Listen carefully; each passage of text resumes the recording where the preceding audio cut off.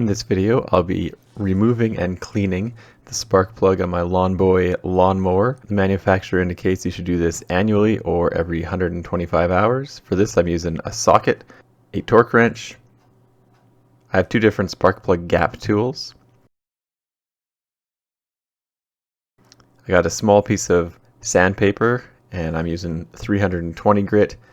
I got a couple of things to clean the spark plug with, a Scotch-Brite pad and a toothbrush. I have some anti-seize, some dielectric grease for the spark plug boot, paper towel and Q-tips, and I've got some carburetor cleaner to help me clean the spark plug. The spark plug's usually pretty easy to find on a lawnmower. Once you find the spark plug boot, it's a dead giveaway that that's where the spark plug is. And for me, I just grab them and pull them straight back. They do make removal tools, but I don't find it necessary. And once the spark plug boots off, you can see the spark plug very clearly. Now sometimes lawnmowers and small motor manufacturers give out a tool that you can use with your lawnmower. For me, I'm just using a spark plug socket, and you could tell it's a spark plug socket because it should have rubber inside, and that is to prevent any damage from occurring to the insulator, the white ceramic piece. Once I loosen it with the socket wrench, I usually just remove things like this by hand so you get a feel for things just in case something gets cross-threaded.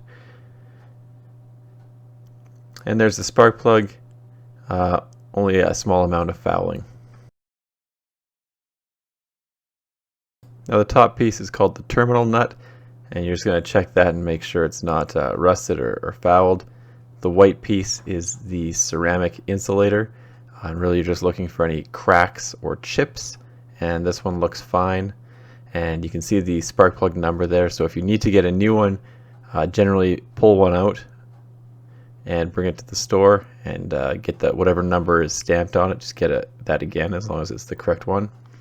Now on the business end of the spark plug, you can see the white ceramic insulator goes all the way through, so you're going to want to check that for damage. You're also going to want to look at the center electrode and the grounding electrode, which is the piece that bends over the top.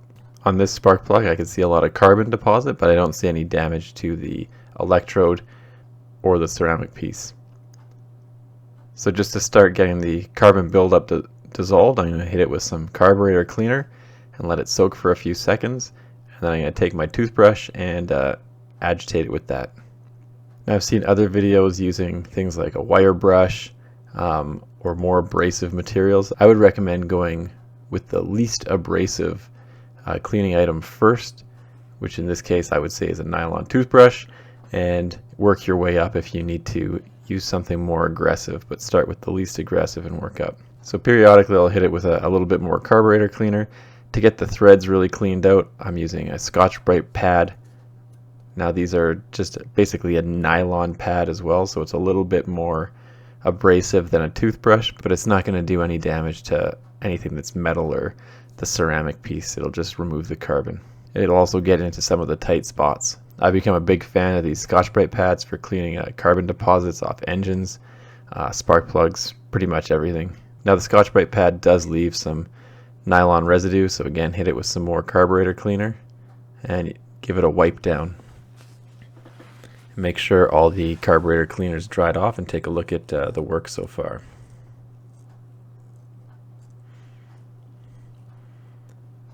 So already it almost looks like a brand new spark plug, so I don't think there's any need to exchange this one or purchase a new one. Now I'm just using the 320 grit sandpaper in between the center electrode and the grounding electrode.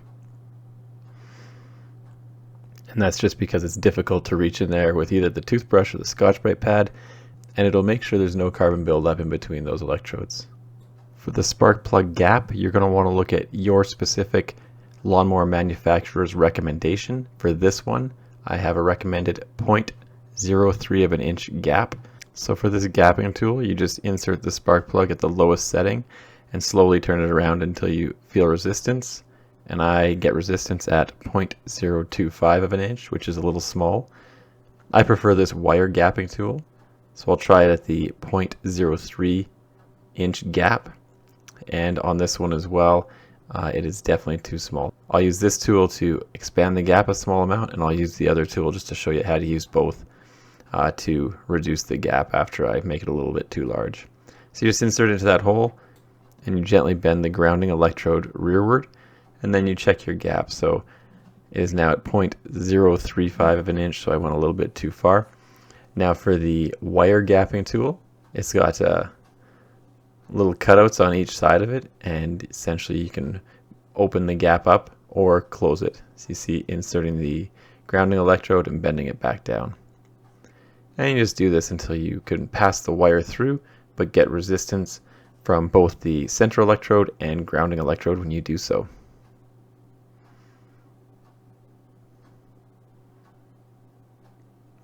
So you can see, even though my camera's a little out of focus because it's a GoPro 4, you do get resistance on both sides, but you can still pass the 0.03 of an inch wire in between, so that would be a correct gap for this spark plug. Now anti-seize isn't necessarily required, so if you don't have any, I wouldn't worry too much about it. And you also don't want to use very much of it, so just because the brush is a little bit difficult to put on a small amount with, I slap it on with the brush, and then I use some paper towel to wipe off all the excess.